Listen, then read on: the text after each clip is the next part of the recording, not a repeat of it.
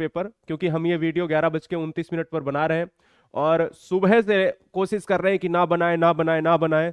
लेकिन दोस्तों, इतनी अच्छी व्यवस्था के बाद आपको हम क्वेश्चन दिखाते हैं, पूरा पूरा क्वेश्चन, पूरा पैटर्न आपको दिखाते हैं। इतनी अच्छी व्यवस्था के बाद डीजीपी प्रशांत कुमार साहब और योगी आदित्यनाथ की व्यवस्था के बाद ये टीचर के पास आने से पहले पेपर सॉल्व हो जाता है सॉल्वर गैंग के द्वारा। ठीक है ना दोस्तों? मतलब इतना ज्यादा दुख होता है, इतना ज्यादा दुख हो रहा है कि अगर आप एक टीचर चाहे तो वो भी आत्महत्या कर ले सर। ठीक है ना? क्यों? क्योंकि आप देखिएगा, एक वो बात नहीं है, इतनी इतनी चीजें पढ़ने के बाद एक बच्चे के सामने ऐसी स्थिति आती है कि देखिए, एक पुस्तक में बाकायदा कैसे पेपर पूरा लिखा गया, पूरा पेपर लिखा गया है। उत्तर प्रदेश में कुंभ मेला का उत्सव किन नदियों के संगम तट पर होता है? ठीक है ना? उत्तर प्रदेश में वित्तीय निगम, उत्तर प्रदेश में दुधवा राष्ट्रीय उद्यान निम्नलिखित में किस जिले में स्थित है? ठीक है ना? इजराइल हमास से प्रश्न आया है, वर्ष 2011 में भारत की जनगणना कार्य कितने चरणों में किया गया? ठीक है ना? मथुरा के पास जो है ये, मतलब यार, मतलब हद मचा के रखी है। और आप देखो, आप यहां देखो कैसे कैसे पेपर पूरा रीजनिंग, इतना बड़ा पेपर, रीजनिंग के हर क्वेश्चन को बहुत अच्छे से तराशा गया है। और दुख होता है, दुख होता है दोस्तों, मतलब 2-3 बार सर आंखों में आंसू आ चुके हैं इस पेपर को देखने के बाद। और हमने ये कहा कि ऐसे पेपर कैसे सॉल्व हो सकता है, ऐसे कैसे हाथ में चला जाएगा? कोई ना कोई तो अधिकारी बड़ा है। पेपर को पूरा निकाला जाता है, पेपर को फोटो भी नहीं खींची जाती है, लिखा जाता है, बाकायदा लिखा जाता है और उसके आंसर को टिक किया जाता है। सर, ये मेरे हिसाब से बहुत बड़ी नाइंसाफी है।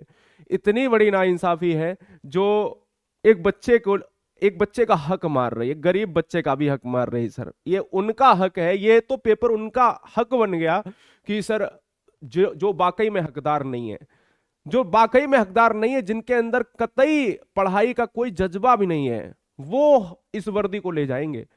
कुछ ऐसा ऐसा ऐसा भाई, कोई ऐसा लेकर आ जाओ, कानून लेकर आ जाओ, कोई ऐसा कानून लेकर आ जाओ। पेपर अगर हो तो पेपर नहीं ऐसे पहुंचने, ये तो बहुत मेहनत का काम है। देखो कैसे लिखा गया पेपर, इतना बड़ा बड़ा लिखने के बाद, मतलब हालत खराब हो गई दोस्तों। पेपर को देख देख के, लिखा हुआ देखकर मेरी रूह कांप गई। और हमारे अपने घर में भी बच्चे हैं, ठीक है ना? हमारे अपने भी घर में बच्चे हैं और उनके सामने भी ये पेपर पहुंचा और कहने लगे कि आपके इतना अच्छा पढ़ाने के बाद मेरा सिलेक्शन अगर नहीं हुआ था ना तो हम मर जाएंगे। वाकई में दोस्तों नहीं हो सकता सिलेक्शन, अगर ये स्थिति रही, नहीं हो सकता सिलेक्शन मेहनत करने वालों का। बताइए, हमारे घर में, हमारे परिवार में बहनें हैं, कल पेपर दे के आई हैं, हमारे घर में जो हमारे भाई हैं वो पेपर दे के आए हैं, समझो। और यूपी का जितना बच्चा हमने पढ़ा है वो पेपर दे के आए हैं, बिहार से तो सारे बच्चे जो है पेपर देने आए हैं। अब ये बताओ, ये सर ऐसे अगर होगा तो हम यही कहेंगे कि नहीं होगा सिलेक्शन उनका, होनहार बच्चों का नहीं होगा। रूह कांप जाती है सर, रूह कांप जाती है कि ऐसा होगा तो पेपर कराने का सर कोई मतलब नहीं है।